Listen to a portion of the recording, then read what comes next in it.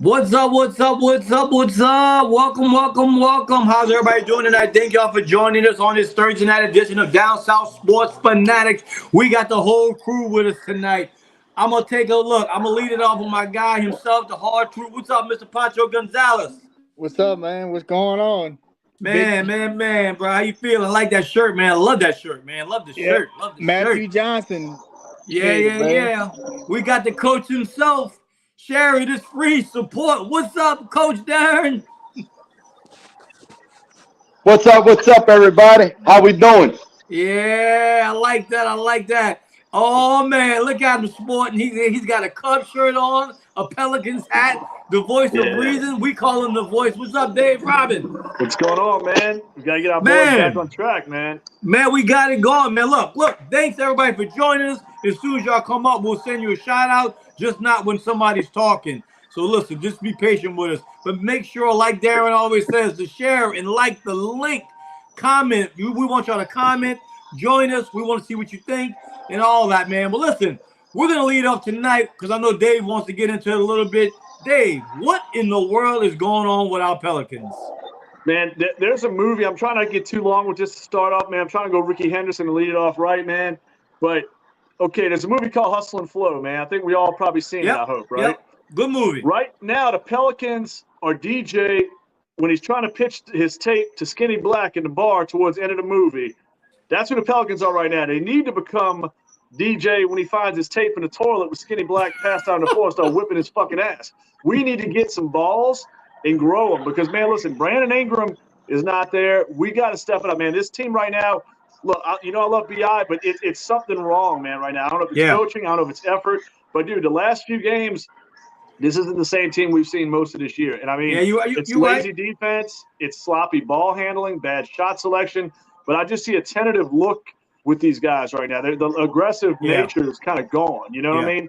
And we've got manhandled the last two nights. I mean, our Orlando team is not as good as what we are on paper, but they whipped our ass. Yeah, I agree with you, Dave. Listen, thank y'all for joining us. Joseph, Connie, what's up, Shawnee D, man? How y'all doing out there? Thank y'all for joining us. Connie, look, hey, Darren, Connie said she's going to bingo, just so you know, bro. Good luck, baby. Pancho, what's your thought on the Pelicans, man? What you see? What's going on with them? I think as of right now, I see Willie Green trying to experiment a little bit too much. BI gone, so he's trying to find different avenues to make things happen. By sitting Jonas a lot now and going to a smaller lineup. To me, Jonas is a weapon. Some people think he's a liability, but he has the grit. He has the teammate camaraderie to take. He's sitting right now and he's a starter. Yeah.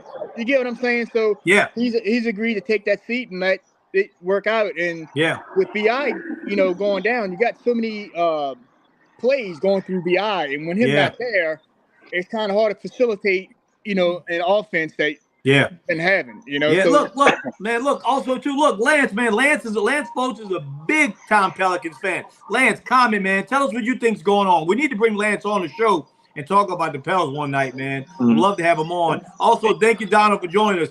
Darren, what you think? What's going on? You see it's a big deal with BI missing or what?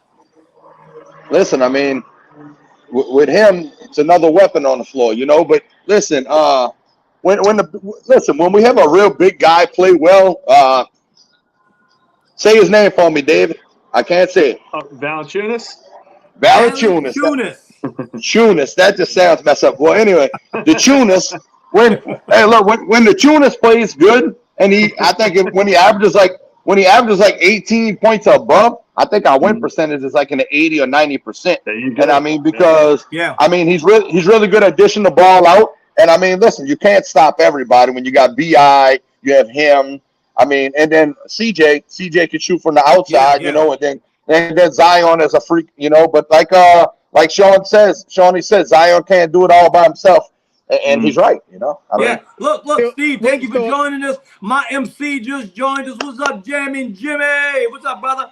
Listen, Lance says this. Lance says missing key people that can't create their shot. That is so true.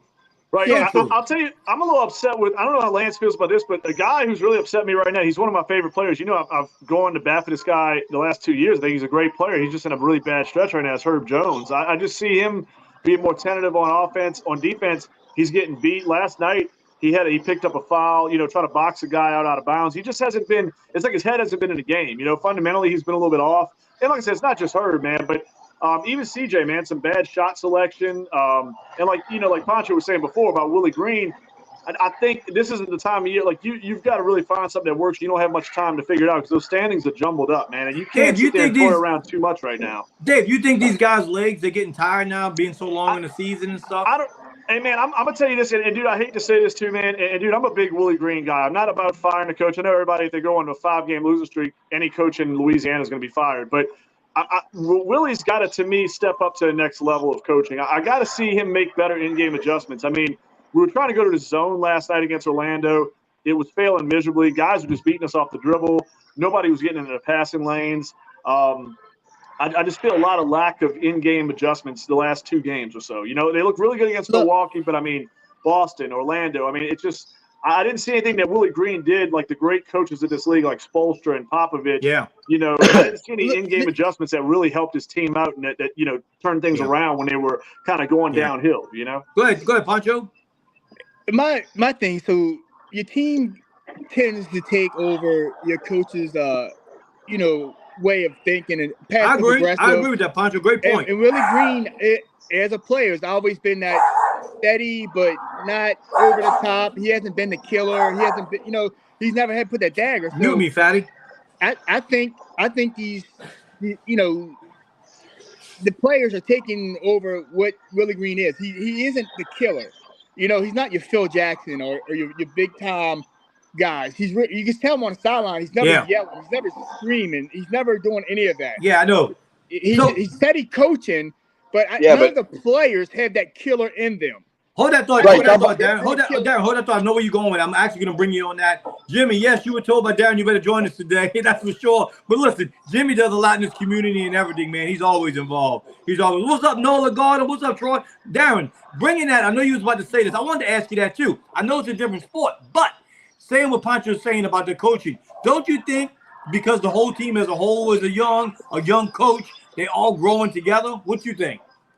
Well, remember something. It's kind of unfair to bring in the same scenario. I mean, we don't have a Michael Jordan on this team. We don't have a LeBron James in his prime on his team. So, you know, coaching players like that, I mean, come on, fellas, it's a lot easier. Look at Belichick. Belichick had one of the GOATs in Tom Brady. Look what he did in Cleveland before, and now look what he's doing after he retired. So I mean, it's kind of hard to do that. But everybody's coaching style is a little bit different. You know, I'm more of a in your face kind of coach. You know, get in your ass kind of coach. But I'm also the coach you could call at 3 a.m. Shane's the same way. He's a coach. Me and Shane coach a lot alike. Do you think we putting Dave? Do you think we putting too much pressure on this team, being that they're young? Because the future is bright.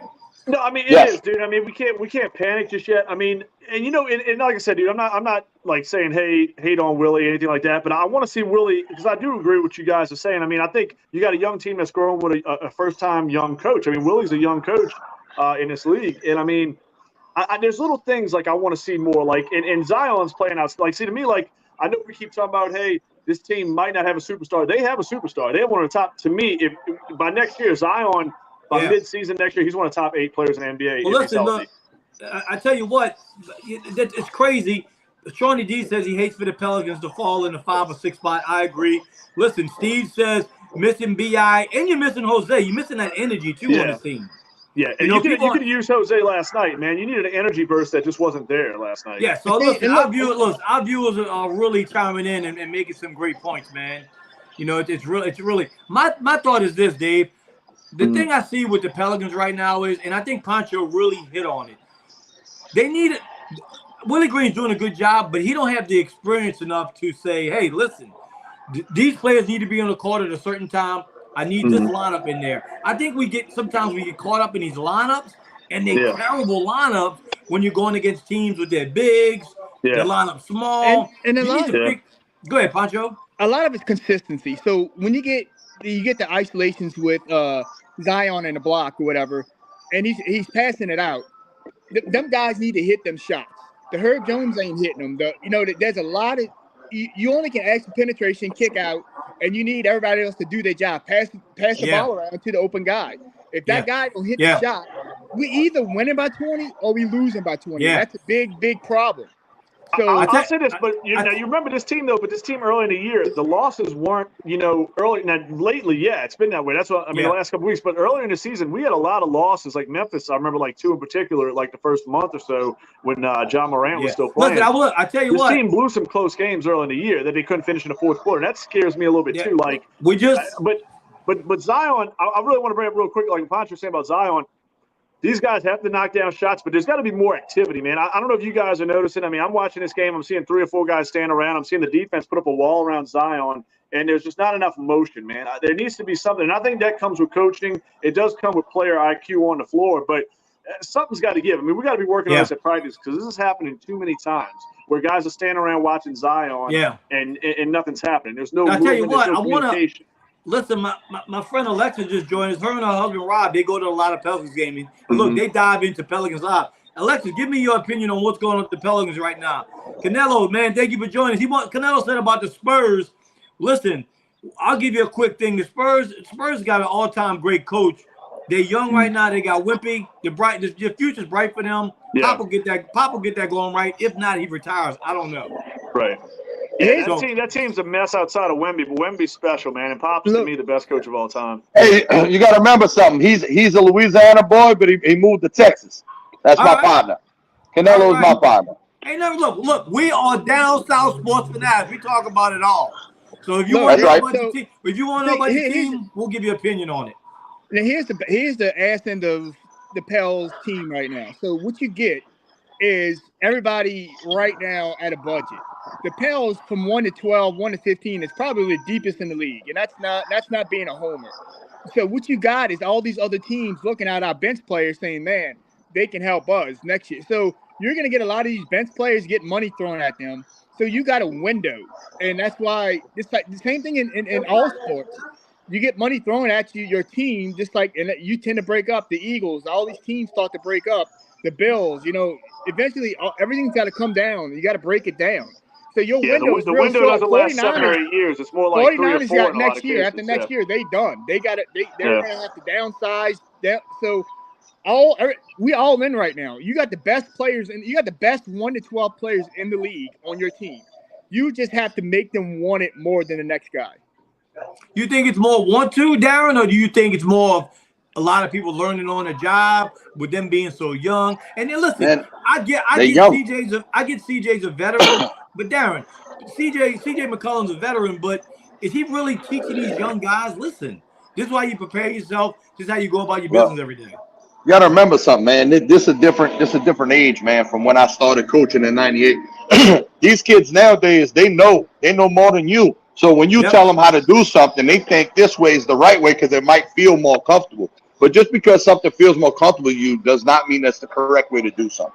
In football, and I'm sure basketball is the same way. You know what I mean? Nola said if Ingram don't get hurt, it's a whole different ball game right now. I agree, dude. And Richie, man, this is why I was giving you a hard time about Ingram, man. When you kind of downplayed BI a couple of weeks ago, man, and he came out the next night and went for like almost a triple double. I was like, look, because Dave, we were winning without BI. We were. No, I mean, but you're a better team with BI. Remember, BI basically got you to playoffs when Zion wasn't here. When Zion wasn't playing.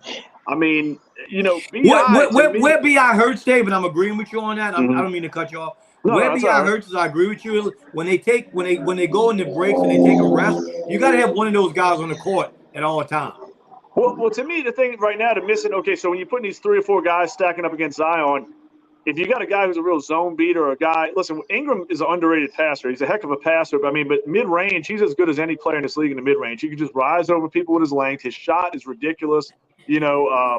I think BI's, he can go off the dribble. He's got a lot of ways he can beat you and create his own shot. Yeah. And, there's times where really you look at this team, and although I think Zion's been outstanding, it's hard to say, like, some nights BI can be, obviously he can be MVP that night as much as Zion could be. And I think you miss that. I think there's a lot of pressure on Zion right now, who's still, if you look at games played, this guy is still fairly young age-wise. But remember, he missed so much time. He doesn't have that experience under his belt. So to me, I think it's mental and it's a learning process with these guys. But this has to be a learning experience. The same way that Lakers tournament loss, where we got our asses beat and we responded really well. We got to do that right now. We've got our ass kicked a couple nights in a row in some big games that we needed to win. So now's the time to respond and move forward, right? You know, before the playoffs. But you can't fall into that play-in tournament, man. That would be a disaster for me. I just seen my guy Chuck Thomas just join us. He's one of our frequent viewers, man. He's a board member for No One Fights Alone. Y'all make sure to go out this weekend on the West Bank at West Side Lanes. They got the strikeout for calls. It's for great calls. We all know that, man. Awesome. Hey, Brandon, don't forget.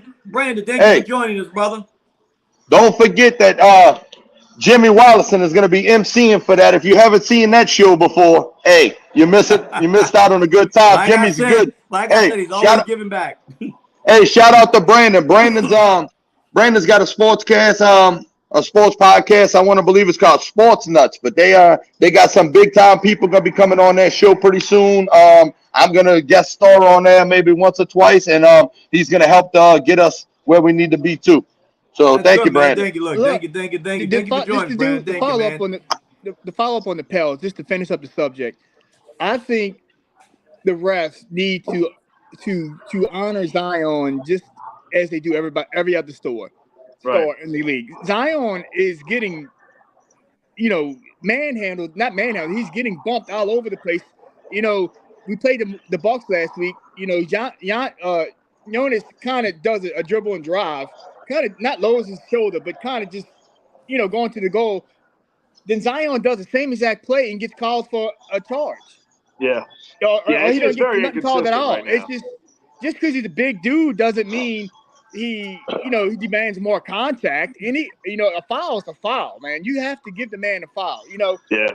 It feels like he was getting to the line more frequently early in the season. Like now, it seems like he's not getting calls for anything. He's going to the free throw line like 2 or 4 times a night. Can't buy a call. Well, you could tell it in Zion's eyes. He's going 100 every play. He's trying to rock the rim. And then you see the passive guys that are kind of just walking around, feeding off of Zion, but not. They don't have that killer in them, and that's the problem. Zion's going 100 every night. He's got it. That's what I'm saying. This kid's a superstar. He's there, man. He's going to be even better, just as time goes on, more experience. I mean, he's going to be a top 6 or 8 player in this league within the next year. Brandon said Zion's on ESPN's reporting he's day to day, but we came back in the game. He looked okay. That was a scary moment. Good call on that. But it's like what I'm saying, Dave. Scary. I think right now, if you get to a certain point. If we get to a certain point and we can't move up and down in the seedings, I think Willie Green's going to have to make a decision to rest a few of these guys. No, I agree, Richie. But I want to get back to Pancho real quick. That point with y'all just talking about Zion, that play where he got hurt, and like they said, Gary Harris, it didn't look like it was a dirty play, but it doesn't matter. Antonio Daniels kept alluding to it doesn't matter if it's intent. It should have been a flagrant foul. I mean, the way he went after Zion's knee on that steal attempt, man. That's risking somebody's career, man, right there. Especially a guy that's been hobbled, like Zion. So to me, even though it wasn't intent, he wasn't trying to hurt the guy. Yeah. You still got to call it a flagrant foul. I mean, you got to call it what it is. You know what I mean? Yeah. Listen, before I forget, I want to send a shout out to the Shaw Eagles for winning the state championship, bowling championship today, man. Congratulations, fellas. It was a well-earned championship. So listen, guys, let's switch subjects up now, man. Listen, I want to dive into the Stephon Diggs trade. People talk about it. It's national news. Me and Dave go back and forth about Josh Allen, Stephon Diggs. I want different people's opinion on it. And also, listen, make sure to share and like the link, comment. We want you to know your thoughts. I'll lead it off with you, Dave. What about this trade that you like? What about this trade that you don't like?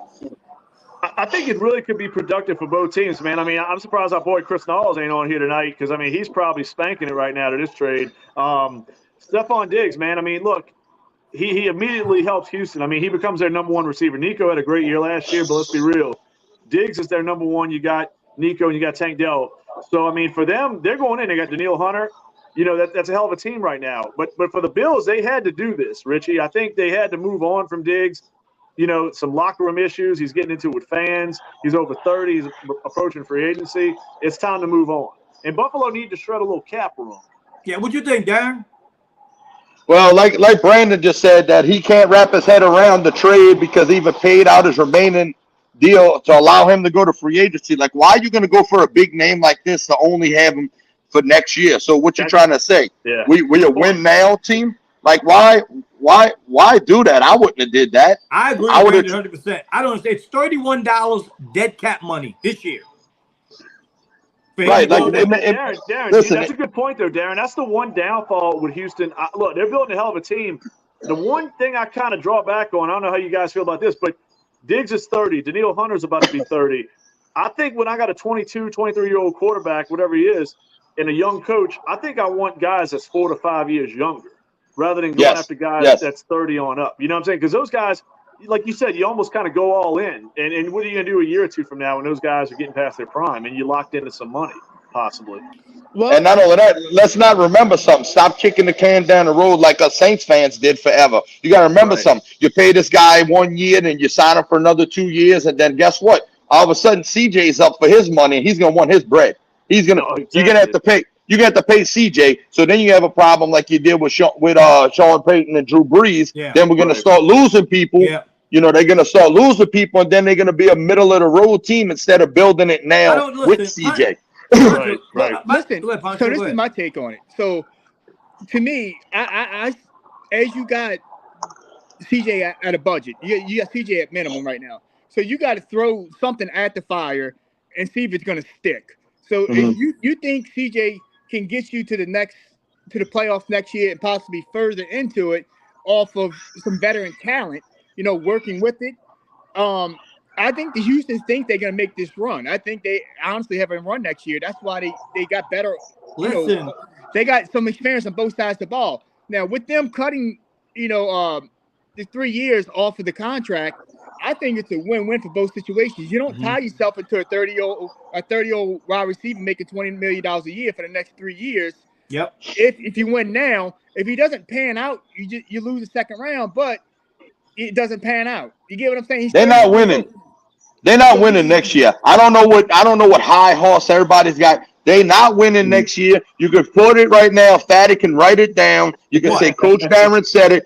Houston is not winning the goddamn Super Bowl next year. No, You they can put it in I there. agree, winning that Darren. I division. don't think they're there Listen. yet either. I think they'll be in the playoffs hunt, They're winning that again. I they're think winning they're a that really good division team on easily. paper, They're but winning you that still division got easily. some teams to deal with. Well, listen. So, Here's what y'all not realizing. This is what Houston did in the offseason, and this is 100% fact. They went out and got a 1,000-yard receiver. They went out and got a 1,000-yard rusher.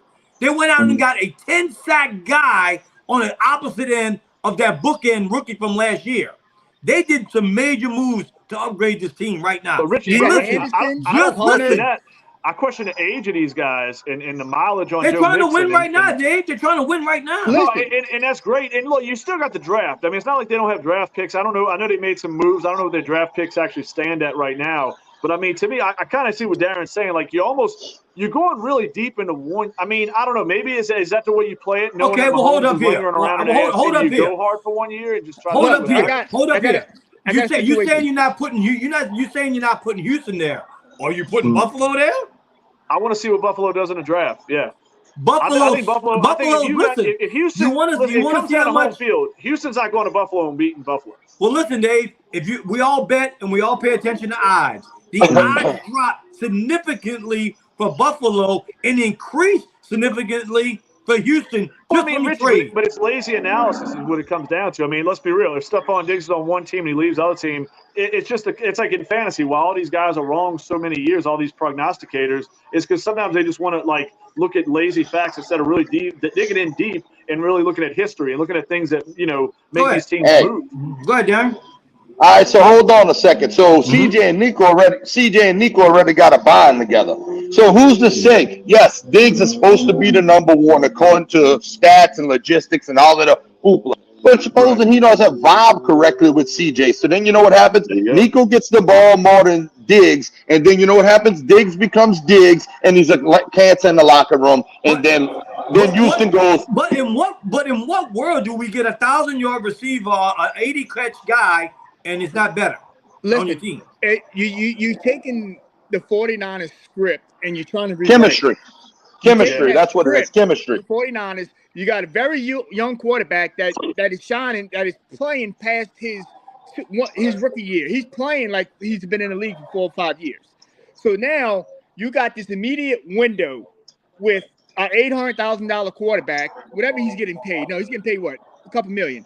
Couple million that rookie deal, yeah. Yeah, it's rookie deal. So you playing. So you got to see if you can win now because he's going to get paid $65 million when his time comes. So you won't be able to afford them veteran players to come help. 2 years. 2 years. Yeah. So you got to do this now. If not, you're going to go back into the Patrick Mahomes where you pay 3 years, so much money. 3 years. 3 years. Oh. 3 years. 3 years. Right, but remember what's been happening lately, though. They've been sitting out there last year. They saying, "Hold up, I'm not playing." No, I get what you're saying, but so you really got 2 years. No, listen. With the new collective bargaining agreement, you cannot redo a rookie's deal, quarterback's deal, under 3 years. That's a rule. That's a rule. Under 3 years. Under 3 years, yes. So they got 1 year already, 2 years left. They got 2 years. They got 2 years left. Right. Yes. That's why you got Danielle Hunter on 2 years. That's why you got, you bought. Yeah. Not that it's going to work, but you're going to throw it at the wall and you're going to give your best effort. You're only tied into money for 2 years. So Pancho, you with me? You think it's a good deal, a good trade? Yeah, it is. No, look, I think it is too. Yeah, look, it's a good trade for both teams, but this is what I got. I mean, like I said, if I was Houston, is it perfect? No, because you're getting older guys like Mixon, Hunter, and Diggs. You're shortening. I mean, not saying you're shortening the window, but to me, I'd be aiming at guys that were under team control and cheaper and 4 to 5 years younger. Because I mean, those guys, we know can't football get them is, guys. dude. Them guys are on other teams, and them teams are not letting up. So you had a lot of guys out there in free agency. You could have tagged. I mean, you could have went after, instead of who they did. And I'm not saying those guys are bad football players. They're excellent football players. But okay, here's my thing. This is what I got to ask. This is what I want to ask you guys. To me, with Houston, do you think these bold moves? I mean, look, you got to get better. Your job as a general manager is to improve the team going forward. But you got to look at big picture as well, not just 1 year like Darren was saying. Yeah. So I agree definitely with Darren on that point. But I'm thinking, is this because of what happened with Deshaun Watson that they saw that, they went from like thinking such great things would come in and they went to like dark days for 2 to 3 years when that whole debacle happened? Is this maybe a little bit like, hey, let's, show CJ Stroud, we're here, we're going to do this thing right. We're going to go add on. We're going to go get the big names. Is it a little bit of that, or is it a little bit, hey, Patrick Mahomes is going to be here for the next 10 or 12 years no matter what? So it's no sense of trying to play the long game. Let's just go out and try to win this fucking Super Bowl next year. And go ahead, Darren, Pancho, one of y'all, go ahead. Yeah, I mean, again, I believe the window is there. Like, again, you have to play within the budget, and you have to put the best players on the field within your budget. And I think they did this draft well. If you don't draft well, you're never going to be good. I think they did this trade. Well, your draft picks need to hit. Now they got Joe Mixon. I mean, for 3 years, they throwing owls together to make a run for CJ. Now CJ has to make sure. Hopefully, he don't have the sophomore slump and fall into that slump. He has to figure it out and become, the leader that he has shown last year. They given him every weapon to do that. Listen. I think they done this trade for one reason and one reason only. They going out to get that monster in KC. That's the reason why the 49ers. I mean, you got to get past the Ravens first. The Ravens, man. And let me tell you what, based on what I've seen from CJ can match up with Patrick Mahomes, dude, right now. CJ can spin. Can they beat Baltimore, Richie? I mean, they got their asses handed to them, and I'm no offense. I mean, they had a great season, better than our Saints, but they got their asses kicked. No, Dave, I'll agree with you on that. Right now, with the trade and whatever's going on with Houston, I got Houston as the 4th team in the AFC right now. I mean, and look, and that's understandable, but I want to make a point, Darren. I want to get to you, man, on this real quick, because Darren was kind of in the lane a little bit where I'm at, too. I'm 50-50 on this. Good. But like Darren said, Diggs is let's be real, he's kind of a bitch sometimes. I mean, he's a drama queen. Absolutely. So let's say that vibe isn't there, and all of a sudden, like you said, CJ kind of has a sophomore slump. Diggs is a disaster in the locker room. You know what I'm saying? Danielle Hunter has 1 injury. He's already at 30. You know what I'm saying? Mixon doesn't produce in a new system. He's 27, 28. Yeah. All of a sudden, let's just say this falls off. How bad do you screw yourself going? You know what I'm saying? It's a little bit of a gamble is what I'm saying. Well, that's what I feel. That's the one side of it I don't like. Go ahead, Darren. It is. So this is kind of how I figure it, though. So it's kind of smart on Houston's part now that I'm sitting back thinking about it because, listen, supposing Diggs does do Diggs shit, that's fine. We got him for 17 games, 18 games, 19 games with the playoffs, and we can get rid of him. The problem I think that Houston's having is that Houston, we have a problem, is that we are going after people that are injured. Everybody you just named has had has had injuries, and they're 28 to 30 years old. I mean, 28 to 20. I think Mixon is 28 with an injury or two. So, I mean, it's kind of getting towards the end of a running back's career. And, you know, we don't even sign them past 30 too much anymore. We let plenty walk. You know, so that's kind of what I figure about it. Well, is that maybe that's why they did the one deal. Brandon just commented on what I said about them. I put him at 4th. He's got him at 2nd and 3rd. I think that, listen, everybody seems to forget about that monster and that man in Cincinnati. You can't count out Joe Burrow. It ain't that. Oh, they can bounce back, absolutely. Cincinnati's going to play the game. Okay, you can have a paper. You can have all number ones on a paper. Yeah, and it not panning out. You know. Yeah, I agree. So just like last year or the year before, when the 49ers went and got McCaffrey with with Brock as the quarterback, everybody's like, "What are y'all doing? Why are y'all putting all this draft capital for McCaffrey on his team?" Well, you know, they seen something in Purdy, you know, that they wanted to put some talent around him to see what he could do with it. And he got him to the playoffs, you know, to the NFC Championship twice, you know. So, I mean, you can't. But I think they needed McCaffrey. When that happened with McCaffrey, that was like the perfect storm for me. He needed to get out of Carolina. They needed that every down, like, superstar running back. That's like the one thing they were missing. And I'm sure they went and got some defensive help, some experience on the defense because they had some young guys there. You know, they went and got they tried with Chase Young for the year. It didn't work out. So maybe that's their, you know, trying it out with Diggs. Their 1 year. If it don't work out, then you move on. And if he does pan out, you know, I agree with you, Pancho. I mean, that's a great deal for them to buy that contract out and they don't cost them. Let me ask you guys this too, and there's one name that nobody's mentioned yet, but to me, like, you know, we talk about the windows and all this stuff. Are you doing this as well because your window for Bobby Slowick, the offensive coordinator, is going to be this year and that's it? Because let's be real, if they look like they did last year, he's a head coach the following year, no matter what Houston does. He's the head coach for the New Orleans Saints. And look, it's very realistic. I mean, they're not stupid. I mean, look, dude, somebody's in that front office. They know Dennis Allen's contract's coming up. You know what I'm saying? They know all these other guys are on the hot seat as well. You know, talking about the New Orleans Saints, just so everybody knows, Darren, you're gonna be very disappointed. For the first time in my adult life, I'm officially a non-season ticket holder. What? Richie, didn't we talk about this? I said I wanted the section. There you go. I gave it back to the guy that wanted them, bro. Richie, what you mean? Elaborate on your thoughts throughout this process and what forced this decision. If you want tickets, I can get them. That's what I'm saying. No, bro, I wanted the fucking section. You got me cursing now. I can get them. I can get that section. So listen, I've been a season ticket holder for 20 years. So Guinea rat bastard. So listen, they send me an email, I think next month, and if you want tickets in that section, I want in that section. So we would have to sit down. I'll sit down by the computer. It's going to cost you this much. No, that's how much. Richie, tell you how much the seats cost. How much they cost, Richie? What? The seats. Hey, we ain't got to talk about that on the air. For two. Look, Darren, Richie's got to let you. Hey, bro, we ain't got to talk about this on the air. All right. No, but I'm saying, I mean, I got my tickets way at the top, and I went down from 11 tickets to 2 tickets. Y'all, this is like, y'all going deep into these tickets, man. I'm not. 11, so I dropped 9, but my 2 seats together are $1,200. Well, listen. We talked about the Houston additions. Let's talk about the subtractions for Mr. Josh Allen, who everybody gives excuses to. Are the excuses over with? Are they over with? No, I mean, Josh is my dude. Look, Buffalo had some hard decisions to make, and I hate to say Steve said, give me 2 to the Super Bowl. Huh? I'm talking to you. I'm on a podcast. I don't know. Oh, shit. Go ahead, Dave. Oh, no, that's cool. My bad. But look, man, Josh Allen, dude, look, I still think he's one of the top 3 or 4 quarterbacks in the league, no doubt about it. I think, listen, it's a receiver draft. If you need a receiver this year, you're fucking draft. I mean, they could end up with a Brian Thomas on LSU. Brandon just commented, David, Buffalo is a 9-8 team this year. No way. I'll bet money right now. I mark my words. If Josh Allen plays in 17 games, they're no less than 10 wins.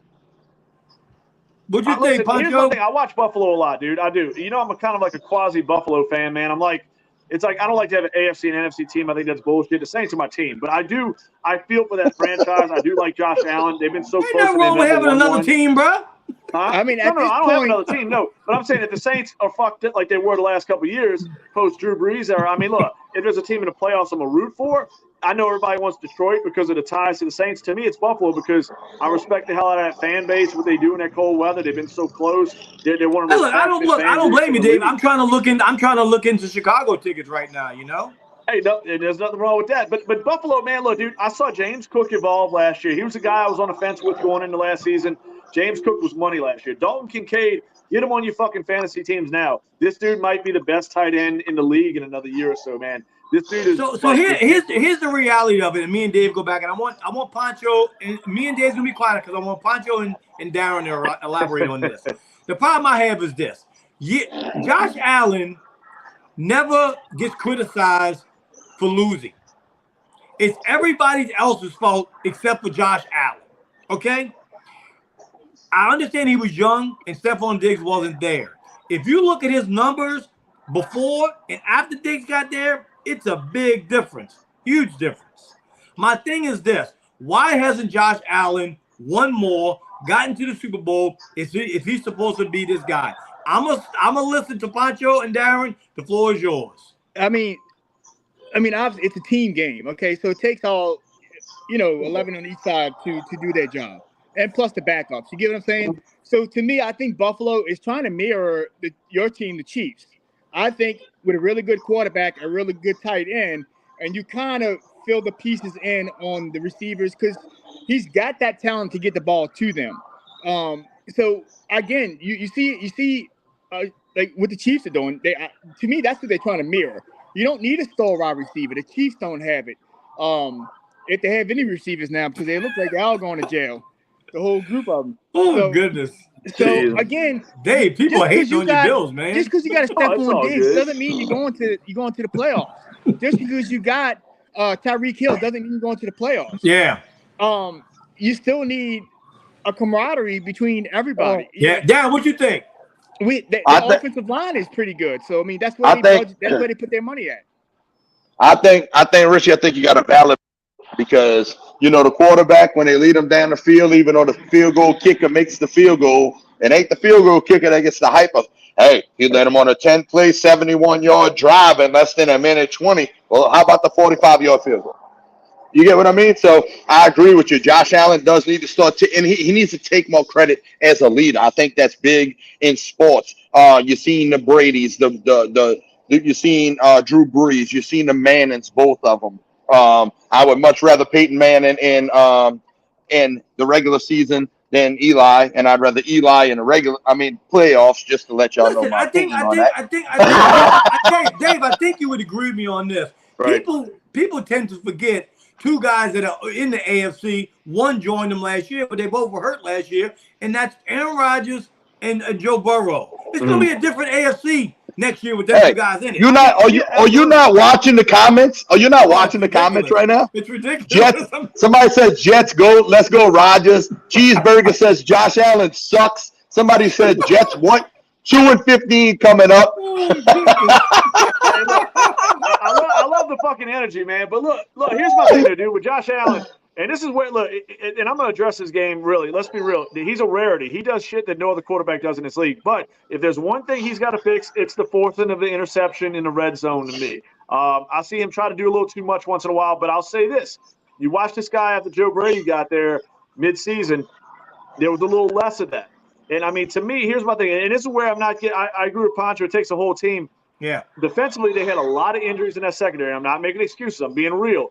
The injuries were all over the place on defense. Yep. Listen, man, Gabe Davis, I like Gabe Davis. He's got talent. He's got some upside. I see what Jacksonville gave him money, but the dude was super freaking inconsistent. Dave, you think they would have kept him? You think they would have kept him if they knew they was getting rid of Diggs? I don't know, man. I think it goes back to a chemistry thing. I think there's something weird because him and Allen could look so phenomenal one game for 4 touchdowns and 200 yards, and then they don't connect for like 3 games. You know what I mean? It's the they drafting. They drafting wide receivers. It's a big, thick-ass class of wide receivers, man. Absolutely. This is your chance. Listen, you get rid of people and get new people for cheaper. And there you go. So, Darren, that's back to the point when we started this conversation. They made the tough decision that our Saints have been too kind of sissy to fucking make the last few years after Breeze retired and after Peyton left. You got to make these hard decisions once in a while. So, I mean, Diggs, is he a big name? Absolutely. But you know what? here's my thing. You're going to move on from Diggs, and in 2 years, you're not going to give two shits about Stephon Diggs. You're going to go replace him with a young receiver. Dalton Kincaid's about to become a superstar. James Cook is already on his way there. I like Curtis Samuel reuniting with Brady. I think he's better than what people give him credit for. People just look at stats and say, oh, he's 60 catches, 600 yards every year. Not to cut you but off. He's more valuable than that, in my opinion. Hold that thought one sec. Brandon, thank you for joining us, man. I know you're a friend of Darren. Thank you for joining us, man. Thank you for sharing all the content. Thank you, brother. Show, man. Thank you. See you soon. So listen. I tell you, we diving into all of these different NFL teams. My thing is this: I think the AFC is wide open. I mean, with all the different changes, we don't know what Pittsburgh's going to do now with Justin Fields. That could be a difference maker over there. I mean, we don't know what Harbaugh's going to do with the Chargers. You know, I don't understand. I mean, to me, what's so surprising is Buffalo just and Pancho might be on to something because the Chargers did exactly what the Buffalo did. They got rid of their two best receivers. Well, Richie, but here's the thing. But listen, and people are wondering why these teams doing this. Look, Buffalo doesn't have a lot of. They weren't blessed with a ton of cap space, and they had to make some tough decisions. And they're going to be, I think, better for making the decisions. But Dave, do you think? But Pancho may be onto something, saying a lot of these teams are trying to mirror the Kansas City situation. Well, no, I mean, you don't need a top receiver no more. Listen, I know I'm not going to beat up the salary cap in this episode like we always do, but let's be real. That's a factor. And, I mean, you can't just go out and buy everything. And to me, the Chargers, I see a lot of people criticizing the Chargers. I'm like, what the fuck for? You got a young quarterback. You got a young, fairly young head coach, a new head coach. What the hell are you keeping Mike Williams, who's a mediocre, always hurt receiver? Keenan Allen's over 30. Austin Eckler fell off a cliff last year, basically. He's going to be out of the league soon enough. So, I mean, why would you not go get, like Darren said, you got these loaded receivers. You got the LSU guys, Harrison Jr. I mean, you got Xavier Legette, Ladd McConkey. I mean, there's dudes all over the place. I mean, Pancho said, look, Pancho liked that comment. Pancho chucked his comment, Rasheed Rice is the fastest receiver in football. Yeah. He left that scene pretty fast. Hey, he ain't faster than P. Diddy, though.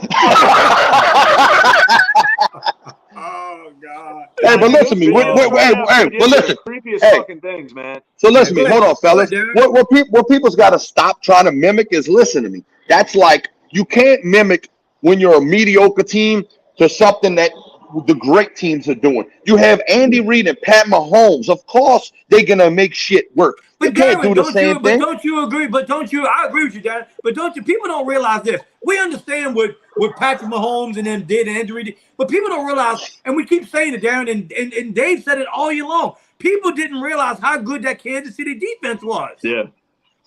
Right. Give them some credit too. Listen, they did, but people need to remember something. We give Pat Mahomes credit, and then he pulls some shit out his ass like he did last year to solidify the statement of him being, when he retires, the greatest quarterback to ever touch the field in the NFL. And I'm a Brady fan, so that's coming from me. Good point, Dave. Good point, Darren. So here's my take on the money. Why the big positions are moving around, the big money positions. As you see, there's so much talent coming out of college every year, and the talent is a lot of it's coming from the athletes as far as receivers, your running backs, and stuff like that. So you have a lot of that around, and eventually the position I see the wide receivers position becoming watered down, and hopefully the money starts to drop to where the receivers aren't getting $22 to $23 million a year. Right. So you don't think Justin Jefferson's getting that big payday? You've seen this happen on the scale of running backs. The running backs were getting the $16 to $18 million a year with AK, and now you're seeing that isn't working. You have to start dropping that number, that position number, not the player, but the position. You can't allocate so much money to a position. The player can be great, but you can't put $22 million at one position and expect every other position to work itself out. You know what? And Pancho, you're making a great point there. And Darren, and I don't know if Dave, you agree with what I'm about to say. I agree with Pancho in a sense to where I think teams are starting to spend a lot more money on defensive line and offensive line. I mean, that's where the money's at. To me, like quarterback and in the trenches, like, I mean, Darren's a coach. You know this, Darren. I mean, that front seven on defense, the QB, the offensive line. I mean, to me, receivers are a dime a dozen. I mean, we talked about the last 15 Super Bowl winners. I think 2 of them might have had elite wide receiver ones on those teams. Darren, let me ask you this. You being a coach, Darren, would you prefer to have a great front seven or a great back or secondary? Front seven. I mean, and it's not even close. It's not even close. Right? Not only that, remember something. When you start putting a lot of pressure on the quarterback, listen, he's going to start making some ill-advised throws. I mean, I really do think that's why. I agree with you on that, Darren. I think that's why Kansas City let Snead go. I think that's why people, when they play in Buffalo, turn up their intensity a little bit in the red zone. They send a little bit more heat at Josh Allen because he's susceptible to throw interceptions. But listen, fellas, I got to get off here. I got to go play my last night of pool down here. But listen, hey, thank y'all. Hey, do not forget, anybody who shares this one right here, if you share this post, this podcast, I'm going to put you into a drawing to win a free T-shirt on draft day at the backyard. So me personally will put you in this, but you got to share it tonight. Tonight. I'm going to go when I get home. I'm going, hey, look, when I get home, I'm writing all your names down. Go share it. Hey, remember, it's free support, man. Free support. That's right, man. Peace out, fellas. Thank you, Coach. Thank you, Coach. So listen. Richie, let me follow up. Give me one Go ahead, Pancho. So next year, man, you're about to have a free agency frenzy. You're gonna have re-signings next year. You got all the major wide receivers: Devontae Smith. You got Jefferson, Chase. Who's the other? You got another receiver. All coming up next year. You got probably 15 deep wide receivers in this draft. So that's the dilemma. Can what is Jamar Chase and Jefferson going to get? $25 million? You get what I'm saying? Actually, believe it or not, Pancho, Jefferson wants $35 million a year. So you got Chase, and you got Devontae Smith. So they all at this Dave, point, I don't see Chase getting $35 million a year. No, I mean here's my thing too. But here's a good point. A guy that comes to mind to me with the diluted pool, like Pancho's talking about. What about a guy like T. Higgins? Let's say he doesn't have the opportunity to put up the massive numbers going into a tougher free agent market for him and his agent next year, especially with these young receivers that are about to come in this imported draft class. A guy like T. Higgins, man, could really. Things could be disastrous for him contract-wise going forward. Listen. There's reports they offered him a 3-year, $75 million, $25 million a year, and he turned it down. It was 5 years. I hate that. I hate that. I mean, to me, you're keeping that team together at that point. I think that's a deal he should have made. I agree with betting on yourself, but when you got Joe Burrow with his college teammate who's a better receiver than you, you know what I mean? I don't like that. You know what I'm saying? I think him and his agent should have took that deal. Yeah. I think the greed factor hurts some of these players, man. I mean, you see these guys, they end up ruining their careers, never have a chance at winning a Super Bowl, going to the wrong situation like that. Now, to bring this back up, go back and think what we talked about earlier. Why Stephon Diggs did the 1-year deal? Yep. He's going to piggyback off these numbers. So he's going to get Jamar Chase, Devontae Smith, Justin Jefferson. They all going to get the 30 million, the 25 to 30 million, and he's going to be sitting there. The next tier. He's sitting there waiting. He's going to piggyback off that money. Because he's going to be the next bargain out there once them 3 go. So again, he bet on himself. As of today, they got 4. They have 4 quarterbacks going in the top 10 in this draft. Yeah, McCarthy's moving up a lot of fucking boards. Man. I don't like him, Dave. I don't like him. Don't trust anything you see in right now because we've seen this posture and bullshit in the past, and there's always shockers, man. I mean, Drake May seems like they're trying to drop his stock a little bit. I mean, it looks like Daniels is number 2. Obviously, Caleb's number 1. But man, Dave, how can they look at a guy in Michigan and like we're talking about and JJ Richie? He's never thrown the ball like a lot. Look, you got the computer in front of you. I don't know. I think he averaged 9 passes a game or something. He did. You're right. You're right, Pancho. You're right. Yeah, that scares me a little bit, man. It almost reminds me of remember how Christian Ponder jumped up and went in the top 15 or something, which was fucking nuts, and he had a horrible career. It was an absolute bust. So I agree, Joseph. JJ is a reach. One of the people just said. Yeah, I think he is too. To me, man, I think I'm a big Sam Howell guy. I would have took a flyer on a 2nd-year, 3rd-year guy like Sam Howell, or see if you could pry Hendon Hooker away from Detroit. before I would go invest that I kind think. of crazy Listen, draft stock I honestly think, and I can't remember his name. I'm sorry, the Tulane guy. Oh, Michael Pratt. Yeah. I think Michael Pratt's gonna be a steal for somebody. I mean, he could be. Look, I mean, like Poncho talked about before, Brock Purdy. There's always those guys. I mean, Dude, there's always those mid-round to late-round guys that come up. I trust listen, what Poncho just said, with McCarthy throwing the ball 9 times a game, I trust Pratt better than I do J.J. McCarthy throwing the ball. Yeah, I mean, and that's the problem. I mean, dude, sometimes you got guys, the right people in the right guy's corner. Like, as far as, like, he's got the right names in his corner. Maybe his agent's brewing up some of this shit. I mean, if he had a decent workout. The problem is some teams are just kind of too stupid to see past, the deficiencies, and they're reading all the bullshit, and they're getting warm and fuzzy for all the wrong reasons. I mean, we see teams do this shit and reach all the time. Jerry Jones and I think we did it Davis. with Trevor Penning.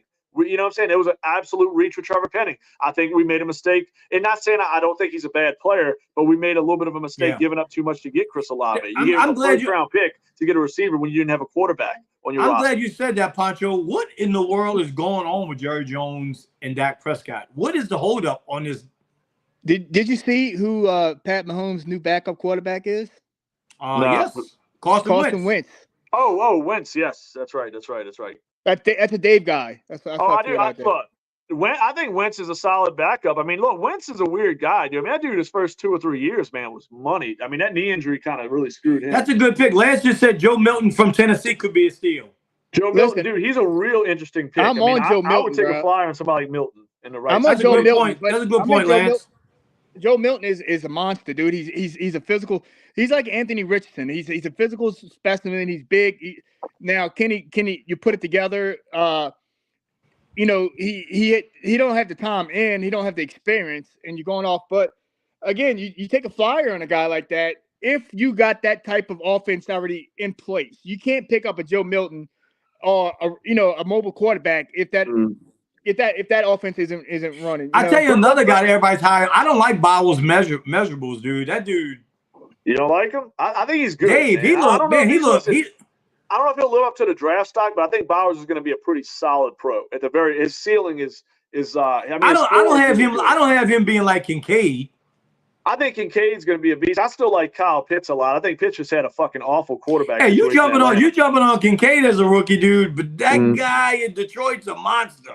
Oh, no, I mean, Sam Laporta's a fucking beast. Dude, the tight end position is fucking nasty going forward. Laporta, Trey McBride, Kyle Pitts. I mean, dude, come on, man. I mean, like you said, Bowers is going to be. Now, the only thing is after this draft, Bowers, everybody forgets. Juwan Johnson. Who's that? Juwan Johnson, he said. Oh, shit, damn. Oh, Jesus. Now, look, hey, Juwan finished the season well, man. I will say that. But, yeah, he's got to be a lot fucking better. So, listen, talking about – let's ask this question, especially people that's viewing in right now. What are the chances that Lattimore gets traded on draft day? I think it's 80%. Yeah, I think it's pretty strong. I think they redid his contract that way, like WWL always talks about. But I think the fact you got a Debo and Alontae Taylor there, and they played really well last year. I think you got to do it, Richie. I think you got to make the tough decision. You got to clear the money. What would you take, Dave? Would you take a third round for him? Man, that's a little stretch. I'd like to get more from him. I still think he's a top 8 or 10 corner in this league. He's still to me in his prime. Was he 27? You're not taking the talent. You're taking the money. So no, you are. But I'm saying I still think there's a team. If a team that's like, to me, Detroit made all the sense in the freaking world originally. I don't know if they'll do that with the moves that they've made, but I'm just saying, like, I still think there's a team that's a playoff caliber team, like Houston. Why would Houston not give up a fucking second round pick for Marshawn Lattimore, put him alongside Derek Stingley? Let me ask you this. You know what I think would be a prime pick for him? What about Buffalo? Buffalo's a great fucking fit. They need help at corner, absolutely. You just shitted on the Texans for taking Danielle Hunter and Diggs being 30 and 0. He didn't shit on him. He just said about the injuries. No, I'm just saying there's a little risk factor there. I didn't say it was a bad move. Do you want to put another older guy over there? 3 years. Hey, I don't give a fuck what the Texans do. Texans say, look, if you give me a first-round pick for fucking Will Lutz or whoever our fucking kicker is, Groupie or whatever, then so be it. I can give a shit what he does in Houston. No, you're not getting are they motivated to do that? Absolutely, because look how they're going all in this offseason. Lance said, what about Lattimore to the Eagles? And that's another one. That's what I'm saying. Like, to me, like listen, Houston, guys, I'm not worried about what happens. But Houston, I agree with you, Poncho. You know what I mean? You got to have the money. You got to have the money, Dave. these teams, the Right. Eagles and the teams that are higher, they all salary cap stricken. So you got No, to start looking for the guys that are hopeful at the bottom of the league that's trying to make a run. No, but I mean, but you can't a bottom of the league. You can talk about bottom of the league, like Well, I'm saying middle. You know who's got a Middle late first. You know who's got a late first rounder that I think would make a pitch for Lattimore? The Baltimore Ravens. The Baltimore Ravens. Baltimore. It's possible, man. I mean, I know that's been in the news a little bit lately. Don't even put it past a weird team to come out of fucking nowhere who was one game away from the playoffs this year, and they're getting a quarterback, returning. I wouldn't even be surprised. Like, I don't know what a Colts cap situation is, but they feel like they need a little bit of a jolt somewhere in that defense to me. I mean, there's a lot of teams. To me, with Lattimore, the market should be pretty big because he could still play. He's not, he's still got a couple years before he gets to 30. I think a second round pick or maybe early third is fair. But I mean, look, I'll say this: there's a mock draft or two, and I would love for this to happen. I've seen a guy tied to the Saints. You know how I feel about offensive tackles, almost a priority in the first round. To me, the guy who I'm seeing on mock drafts that's tied to us is Ladd McConkey from Georgia. And I might have talked about him already in this show. I don't know, but I'm telling you, you get Ladd McConkey, dude, you fucking on to something. We in trouble on the offensive line, Dave. Oh, we are. The fucking line's scary as shit. I mean, dude. I mean, that's why I was so crazy about the Derek Carr criticism, because this dude had a lot of fucking issues around him, and I thought he had a decent season given the circumstances with a new team, playing hurt, with all kinds of fucking trouble around him. Yeah, that's I mean, outside of Taysom Hill and Chris Olave, I mean, there was a lot of question marks. I mean, I like Shaheed, had some bursts, but Kamara wasn't really efficient. Williams was terrible. The rest of the receiving group was kind of a mess. The O-line was shit pretty much. Yeah. So, I mean, dude, it wasn't the best circumstances. And I don't know how you're going to fix it because Penning's a bust. I mean, what's going on with Andrews Pete? Ramchek's career might be in jeopardy. So, dude, you're right. It's not looking great. You're almost locked into offensive tackle in this draft. I mean, so the problem is you're busting all your first and second rounds, and that's the hard thing to recover from. Yeah, I mean, even on the defensive side, on the defensive ends, we lost. Peyton Turner. It's just. Yeah, but you can't survive that shit. You can't survive the Peyton Turners, Trevor Pennings, giving up a first for a wide receiver. Like, those are fucking flops. That's flops to me. Like, you're setting your organization back several years when you do. I think it's going to be a rough couple of years here, Dave. If I'm being honest, y'all. Look, I mean, really, with the Lattimore, with the whole Lattimore thing, you think we've got 3 years left? Yeah, and they've restructured his contract like 3 or 4 times. Dude, it's insane. So the problem is you have to send that contract to somebody else, and they have to return something. And so if you're going to give up $80 million, like, you're not going to get a first round back. No, you know what I'm saying? You're going to get a third. No, you're not getting a first. No, you might get a fourth if you're lucky. Yeah, I know Posh team's low ball, but to me, corner's still a premium position. Listen, at this point, the talent is there.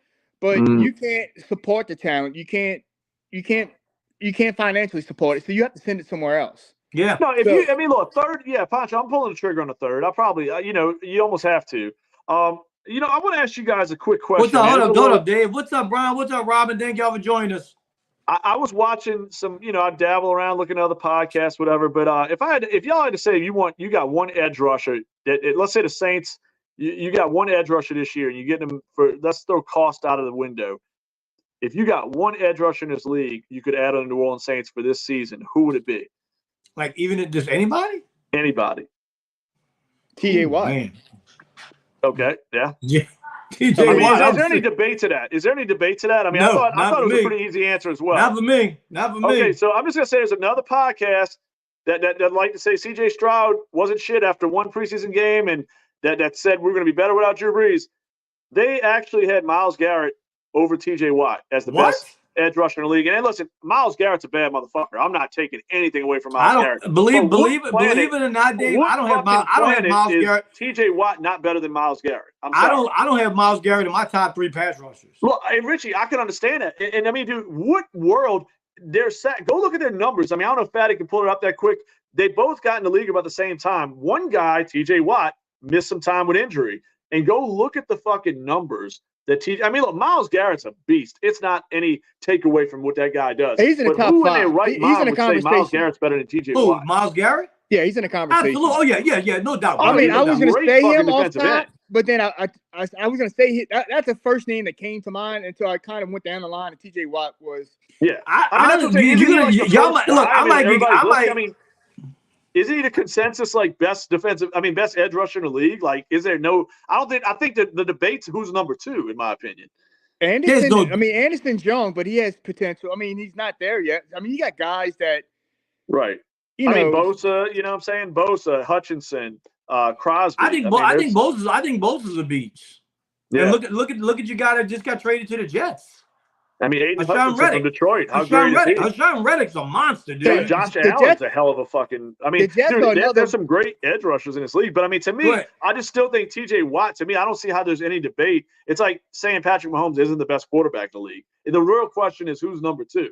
You know what I'm saying? That's how I feel about edge rusher. I don't know. I just was listening to that, and I said, man, they got to be out their fucking mind. There's got to be something there. You know, I mean, maybe somebody's related to Myles Garrett. Last put Marcus Davenport. That's good shit. He's the best one out of UTSA. What about Hut? Talking about Detroit. What about Hutchinson? That's what I'm saying. Aiden Hutchinson. I think he's definitely in that top 5 conversation, man. Well, we are all in, guys. We are. Listen, man. We're gonna dive it in. Look, all right. Listen. Don't forget to like and share the show, man. We appreciate everybody joining us with all of their wonderful comments. We're gonna have more details coming up about our draft fest we're doing at the backyard. We're going to be giving away prizes. There's going to be food. It's going to be enjoyable. We're going to take your call. Listen, we're going to be live there with a mic to take your questions and all that, man. So make sure to join us. And wear your jerseys, man. Everybody whoever team you rep, wear jerseys. Make sure to do that. Listen, make sure you're sharing the link. We're going to join everybody next Thursday again, same time, same place. The NBA playoffs is about to kick off. I really enjoyed our Pelican segment, man. It was really good. Really good. We need to finish outside of that play-in tournament, guys. We need to finish top 6, dude. Everybody go get y'all Winston Browns jerseys right now. Yeah. Thank you, Pancho. Thank you, Pancho. Thank you, Dave. Good night, fellas. All right, man.